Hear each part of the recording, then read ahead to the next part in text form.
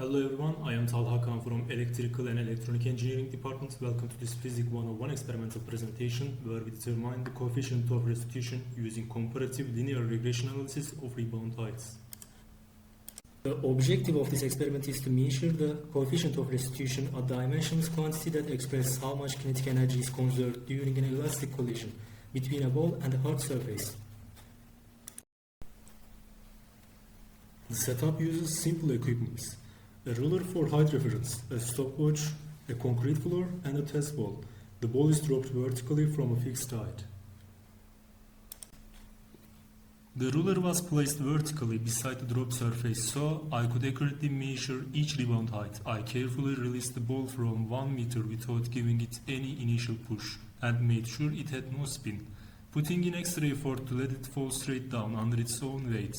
This ensured that the motion was purely vertical and that the measurements reflected the ball's true rebound behavior.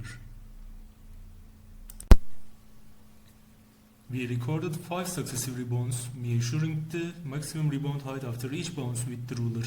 During each trial, the person holding the ruler closely observed the scale to ensure that every rebound height was read as accurately as possible. To reduce random errors, we carried out multiple independent trials, making sure the ball's motion was purely vertical each time. From all these attempts, the 5 most reliable and consistent datasets were selected for our calculations and final analysis. In the literature, the rebound heights of dropped ball follow an exponential decay. This is expressed as h of n equals epsilon to the power of 2n times h0. In the other words, each bounce height is a constant fraction of initial height determined by coefficient of restitution. To linearize this exponential relationship, we use a logarithmic transformation written as logarithm of h o n over h0 equals n times 2 times logarithm epsilon. This converts the curve into a straight line. Using this theory, we organized our Revit data into a table and calculated the mean and standard deviation for each bounce.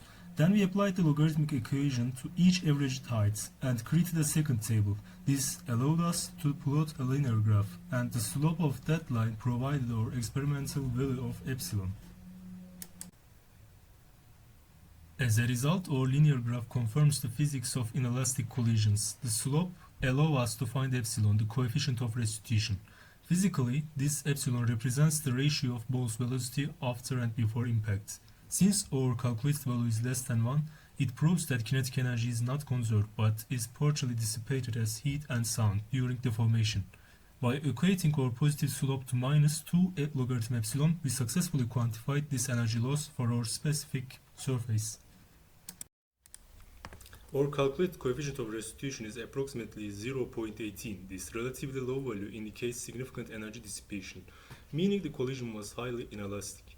We attribute this outcome to real-world factors not included in the ideal model, such as air resistance and rotational kinetic energy if the ball spun during the fall. Additionally, minor parallax errors in reading peak heights may have contributed to deviation. However, despite these external factors, the linear consistency of our graph successfully validates the theoretical exponential decay model. Thank you for listening.